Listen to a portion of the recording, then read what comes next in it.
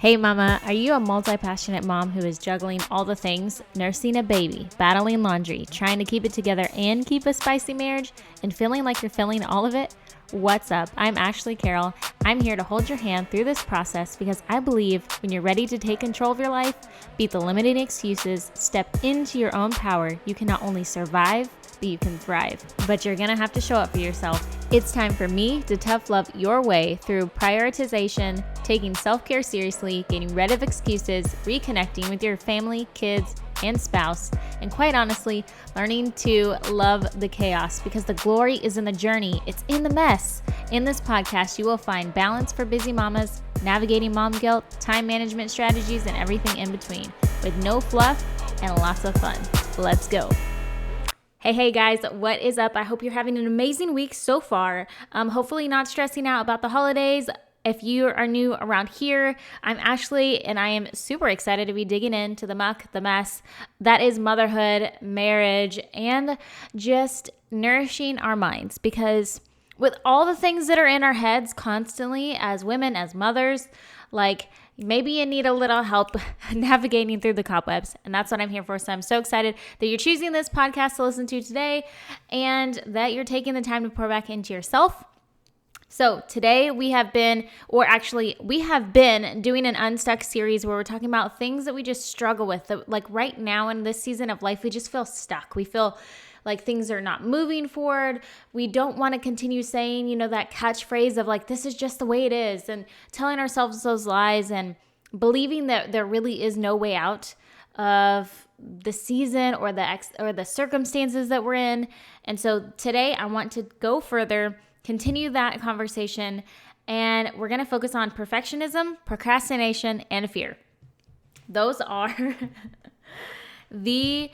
probably alongside mom guilt, I feel like these are the next level just torments of a mother's mind.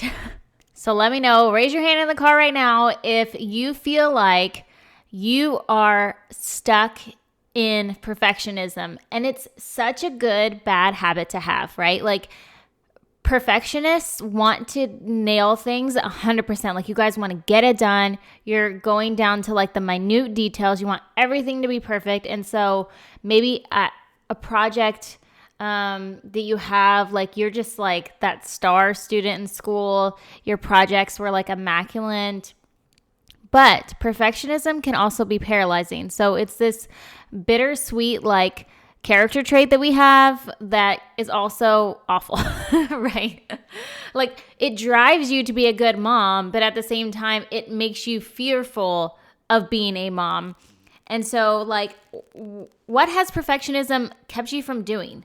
Like if you feel like you are a horrible perfectionist or you're a procrastinator or that you're fearful in motherhood, usually they go hand in hand, right? Because procrastination creates or perfectionism creates procrastination, and it all stems and roots in fear. Like, am I good enough? Is this going to be valued? Like, am I doing a good job? What's going to happen to them? Are they going to be okay? And so then we just don't do it. Like we can't show up because it's so paralyzing. It's like, if I can't give 100, then I'm not going to do it at all because I'll be embarrassed of what I can put out there. Right. So like, what has perfectionism kept you from doing? Was it keeping you from having your kiddo bring the cookies? Was it keeping you from showing up to a day that like was, Parents' Day or an after school activity because you're in your jammies or the sweats and you had no makeup on? So therefore your kids reaped that consequence of not connecting with their peers because we were afraid that we would be judged about our sweatpants? What were the things, guys, that have kept you from doing things that could have potentially brought you joy or your child joy or connection or community because of your perfectionism? What are the things? What has perfectionism held you back from? Was it from applying for that job that you're pretty sure that you won't get because right now you can't dial in 100%, or that you don't have the criteria 100%? Like, what are the things that are holding you back? Or what are you held back from because of perfectionism? What are the things? Like, if you're listing more than your hand can hold, your like one hand can hold, then do you see how this is impacting and affecting your life right now? And I say this in a lovingly way because sometimes we just need somebody to call us out. Because perfectionism can also be portrayed as something good, right? Where we think, I just want what's best. I just want what's best for my kids. Why wouldn't I give them that? Like, they deserve 100%. They deserve the best Christmas ever. They deserve the best school year ever. Blah, blah, blah, blah, blah, right? Like, we are so good at justifying perfectionism by masking it with saying things like, I just want to show up my best. Shouldn't I do that? Shouldn't I give 100% all the time? Like, and yes, but also like, let's be realistic. Okay. So then let's put a twist on this, something you need to think about, and think about, what has perfectionism helped you achieve? So if your list of things are smaller in this little category of what has perfectionism helped you achieve versus what has perfectionism kept you from doing, then we're a little off balance. So perfectionism isn't just like, I think we mistake perfectionism as like clean freaks and neat freaks and everything has to be just so, and that's not really the case. It's holding this unrealistic standard to yourself, and that is the real battle with perfectionism, and that is how it shows up, or the not being able to show up at all because we are so fearful of failing others or failing ourselves, and we're our worst critics that we don't do it, so that way we don't have to face that fear, that judgment, that failure, that not meeting the standard, not meeting our expectations. Being perfect comes from outside pressures, from others. Like, we sometimes have parents that just, family members that just, I don't wish bad things on them, but I would take somebody out for you guys. I promise. If I could, I would.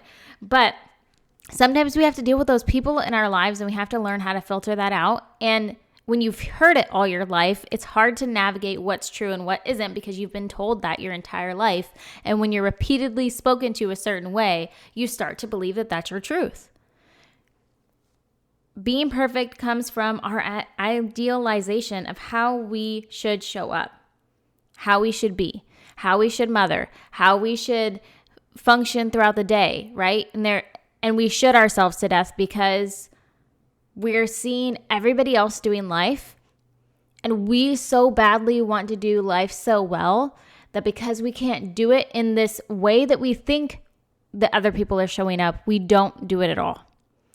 Or we're constantly criticizing and judging ourselves because we're attempting to do something else that somebody else is doing. And because we can't meet those standards or those expectations, we oh my gosh, we tear ourselves apart. So here are some reasons, we're going to get into this and dig deep, and I want you guys to think about, am I doing this? Because perfectionism and motherhood can be so, so toxic, you guys. It doesn't affect you, but it can affect everybody else around you and your kids, because for you, all you see is, I want to show up 100%. Why wouldn't I give them the best of the ability that I can, right? For us, we see or we feel like we're just trying to do our best. We're just trying to be the best, produce the best, make the best kids. We're striving for this success, which is good if you can do it in a healthy way. But when we're doing it in this perfectionism sense of mind, then it's so toxic for the other people around us. It's so much pressure for our kiddos. It also is exampling for our kiddos that we should be striving towards these unrealistic expectations on ourselves. And we should be putting and layering on all the weight and all the bearings of the world on our shoulders, when that's just not so, guys. So why do we get into the cycle of perfectionism? And it's avoiding rejection, letting others down, letting ourselves down. And then also, I think the number one culprit is having control. Here's the deal, guys. When we become mothers, there are a lot of things that are not in our control. In fact, most things, right? We cannot control our children. We cannot control what kind of human beings that they were meant to be. What kind of personalities that they came out of your womb with, okay? Like we can control teaching them, to be kind people, and, we can show up the best that we can. But like anything else, you cannot control them as a human being. Like they're going to be silly. They're going to be climbers. Like they're going to be into stuff. Like there's only so much that you can do to maintain that, right? Like only we have control of how we respond in so many things in our life, okay? But if you're a type A person and you go into this thinking you'll have a schedule and it's gonna, you need to know what comes next and what to expect. Like, man, your kid can vomit in the car seat in a matter of a second, right? Like plans derailed. Like, so we can always plan for the best, plan for, things to happen, oopsie moments to come along. But at the end of the day, like we don't have control a lot of the times.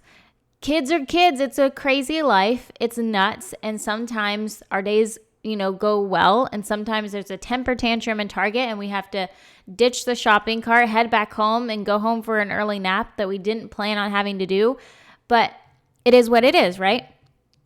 So avoiding or that sense of having control is a huge hurdle to overcome. And especially when it's tied to perfectionism. We want that validation that things are the way that they should be, or that we're doing a good job, or that we're raising good people. And I think we get little glimpses of that give us like these breadcrumbs that like, okay, I got this, or like that little gold star for the day. And you're like, okay, I'm doing something right as a mom. And it makes you feel good, and it makes you feel secure, and it makes you feel like you're in control, and it makes you feel like what you're doing is on target to your expectations. But then there's these days, like I said, where you have that temper tantrum in Target and you're questioning yourself. You're like, what kind of child am I raising? Am I doing the right thing? Did I respond the right way? Oh my gosh, what do those people think of me? I bet they think I'm a horrible mother. And guys, that's not the case. A lot of the times, I remember one time I was in Target, I heard a child screaming.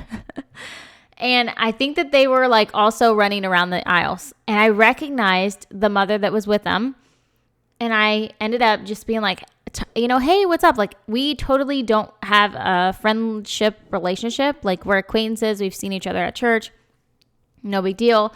But I've recognized those instances where like you're trying to get stuff off, but one child's going here. You have another child in the cart who's like trying to stand up in the cart, and you're just like trying to make it through because you have this one test to do, and this is the only time slot you can get it done before you move on to the next phase of naps and yada yada. And so I went over to her and I was like, hey, do you want me to like sit with your kids while you nurse? Because I could clearly see that like one of them was very hungry and the other kids were just like running around crazy.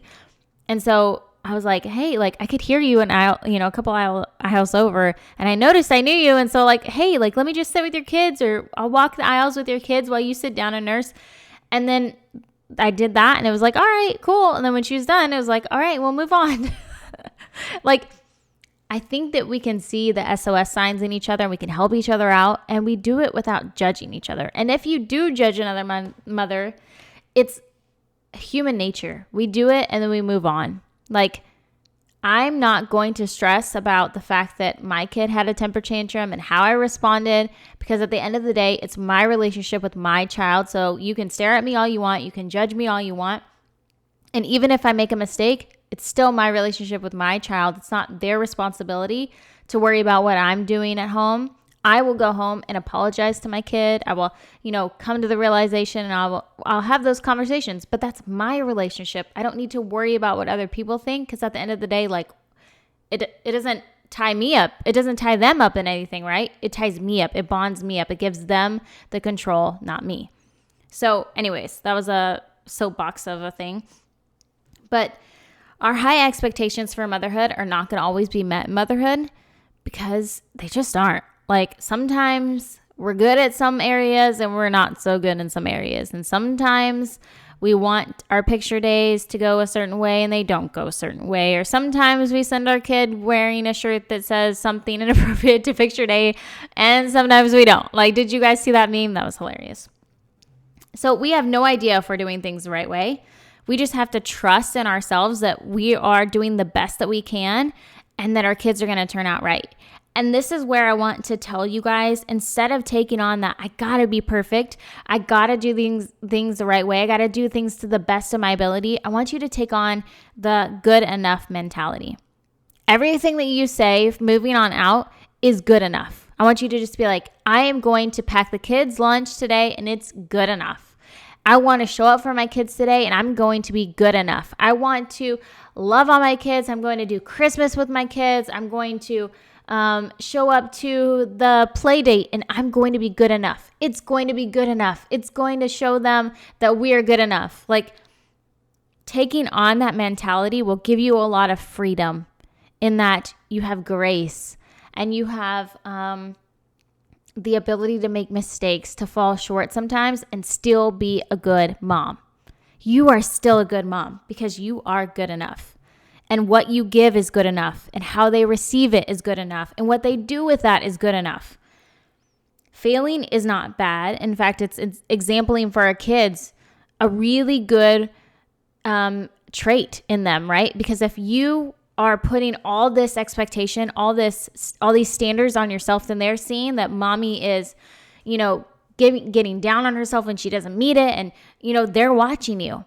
So then when they become mothers, when they go into the workplace, when they go into relationships, anything that falls short of what their expectations are is going to bring them into depression. It's going to cause them anxiety. I mean, y'all feel this, right? Like, we're reaping the benefits or the consequences from this too, right? So like, do we really want that for our kiddos? I think we want to show them that failing is okay, that we're going to show up, and if we fail, all right, we're going to get back up and try again. We'll do better tomorrow, right? But perfectionism can keep us from being fully present because we're so focused on doing it right or making sure the party just goes right that we're not zoning in and tuning into our families, to our kids. Lots of times we tune them out, right? Like they want a certain thing a certain way and it's silly and it's weird and it's awkward, and so we don't do it because we want things to look and appear perfect because we feel like if we are perceived as perfect, then other people will assume that we are nailing motherhood and we need that validation. That's a heavy burden to place on your kids, you guys. Like, the time when your kids' artwork or worksheet is going to be displayed and their letters are backwards and everybody's going to see it, and you tell your kid and you correct them because you want other people to know that your kids know what to do, right? Like, you're like, oh, that J's backwards. But you're robbing them of the experience of figuring that out on their own. Or you're putting that like sense of perfectionism on them, that weight, that burden that's not theirs to bear. Like, it's not even ours to bear, right? Like, we got to hand that over to God. He's like, hey, live in this freedom, live in this life that is meant for you to be enjoyed, fully present, fully free from anxiety, fully free from worry and comparison and what other people are doing. But we still take that on like it's ours to control, and we can't. Failing is not bad, guys. So I want to encourage you not to get on Pinterest, not to get on Instagram, not to research the heck out of motherhood and how to parent and how to create the right kid and how to show compassion. Like, we can get lost in the podcast world of all the things that we should be doing and the right way of parenting. And we want to teach our kids consent. We want to teach our kids kindness. And we want to teach our kids boundaries. And we want to create strong girls, but we want to create empathetic boys. And we want to do this and we want to do that, right? Learning is always good. But when you are getting lost and piling on the learning of doing things the right way, I'm putting air quotes right now. If we get lost in researching and becoming this person of doing things the right way, which is basically made up by our own ideal of what the right way is, then we get lost in who we are truly as parents, right? Like, I will always take on information, and this is how I listen to podcasts myself, is I will listen to somebody's podcast, but I will not become that podcast. I'm going to grab things here that I like, this idea here, and I'm probably going to put my own twist on it that fits my family, that I feel like in my gut is right for us, and I'm going to leave behind the things that don't serve us or that I don't feel serve me or don't match up to who I am or my beliefs, because I want to be my own mother. I want to trust my own instincts. I want to trust in myself and what I'm capable of. And I want that for you guys too. I want you to trust in yourself and what you're capable of, because it's so great. It's enough. I mean, it's just good enough. It's always good to learn. It's always good to find things that you can apply to your life, but not if you're letting it rob you of being fully present, of giving yourself grace, of being yourself, being your own mother, letting your kids be themselves, and it's robbing you from the experience of life. It's keeping you paralyzed. Okay, so I hope you're hanging in there with me, because I know I've been bouncing around a lot with some thoughts about this. But here are some things that you could think about to discern whether or not you are veering off into an unhealthy balance with perfectionism. And the first one is justifying. We talked about this a little bit earlier. It's those thoughts that we tell ourselves and that possibly we say out loud, that we're saying, I just want what's best for my kids. I just want to show up best for my kiddos. Shouldn't I be able to give them 100%? Or, shouldn't I want to have them have the best Christmas of their life if I'm able, all these things?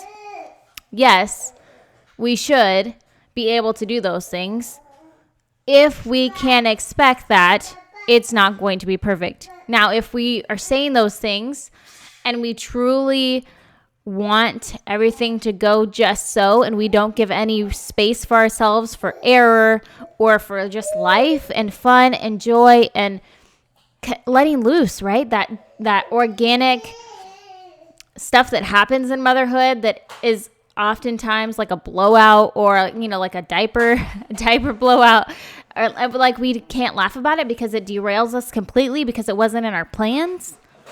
That's when we need to catch ourselves, right? The other way that it's starting to show up, or like a little signal, is blame and criticism. I should have known. Why didn't I prepare for this? Why wasn't I able to predict that something like this would happen? Why wasn't I able to prepare for all the things or all the possible outcomes? You guys, we ain't Jesus. Ain't nobody prepared for some of these blowouts that these little tiny bodies have, that we're just like, where did all that come from? You just can't prepare mama for that, okay? Giving these unrealistic expectations, like comparing yourself to somebody on Instagram who had a baby and bounced back 2 weeks later, y'all. You do not know what they are going through, what even their genetics are. That could just be, they just have a genetical blessing in that. Or two, some of these people can afford services and care to the level that we can't, right? So comparing ourselves to other people does us no good, but it only puts more pressure, judgment, and inconvenience.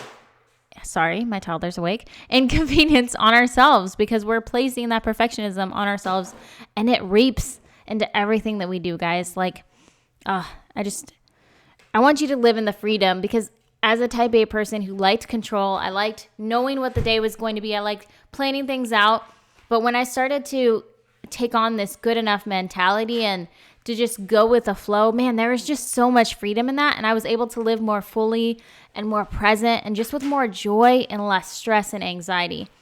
Because understanding that I can't control everything except how I show up and what I can give. And yet sometimes those things get derailed, right? I can plan on giving my kids a great dinner.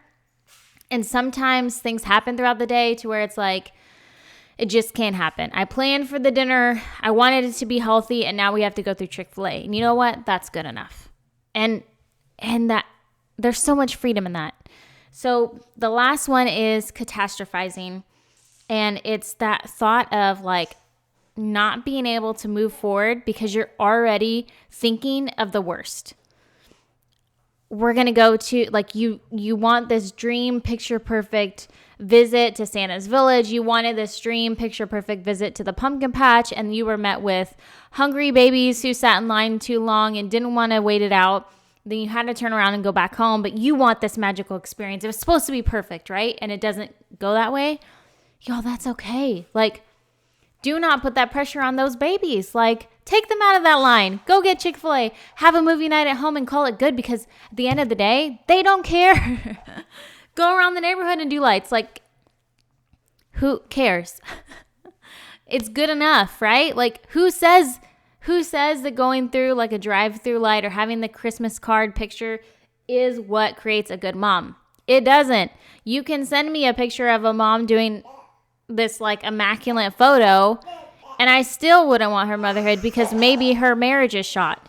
Maybe the kids are brats, right? Like, there's so much more behind a photo that we compare ourselves to. So I want you to know that realistically, we can't be comparing ourselves to the unknown because you don't know what's going on behind that photo. You don't know what's going on behind somebody's, appearance at Target or this and that.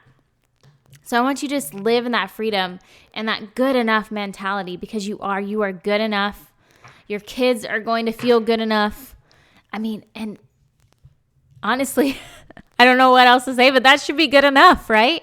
So if you're feeling me on this and you're like, yes, like I've been struggling with this idea of this person that I'm supposed to be, and you've lost your way, I just hope that, and what I mean by lost your way, I mean that you're reading all the blogs, you're taking in all the podcast episodes, like you're getting into what everybody else is doing, and you're Googling and you're asking Facebook, what should I do? How should I do this? How, what's the best way to do this? Blah, blah, blah. I want you to give yourself the freedom to listen to yourself first. What do you want to do? How would you approach that situation? If you catch yourself saying, well, I don't know what I would do. Think about it for a while. I think so many times we are quick to find a solution in the right way, right? Like if we see all these parents agreeing with this one podcaster, this one blogger, this one mommy person, right? Like we're like, oh, that must be the right way. I need to do what she's doing. I need to listen to what she's saying and what all these other mommies are doing too. But then you're getting lost in somebody that God didn't create you to be. Get better? Yes. Always grow? Yes. But stay true to who you are and what your gut instincts are. Don't get lost in that because you're so busy trying to follow what everybody else is doing. So I just want to remind you and give you that freedom that you're good enough, and how you approach your motherhood is good enough. And just because you love your babies already, that is enough. If you only have 30% to show up with 100% of that 30%. And I guarantee you that'll be just as good, and if not better, especially if you weren't going to show up at all because you're like, oh, it's 100% or nothing. Y'all, you miss out on so much when we do that. Don't do that to yourself.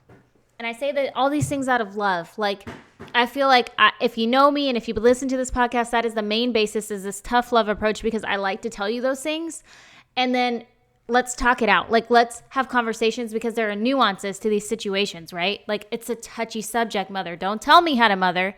Like, we have those, right? We have those instincts where we're like, do not tell me how to mom my children, right? I say that as my child just somehow climbed up onto our paper shredder, which is unplugged, by the way, so we're all good. It's a hot mess motherhood, you guys. Hot mess motherhoods. It happens, but it's, again, like keeping it within boundaries of being healthy, being happy, finding joy, and staying true to who you were created to be as women and mothers. So basically, here's a summary.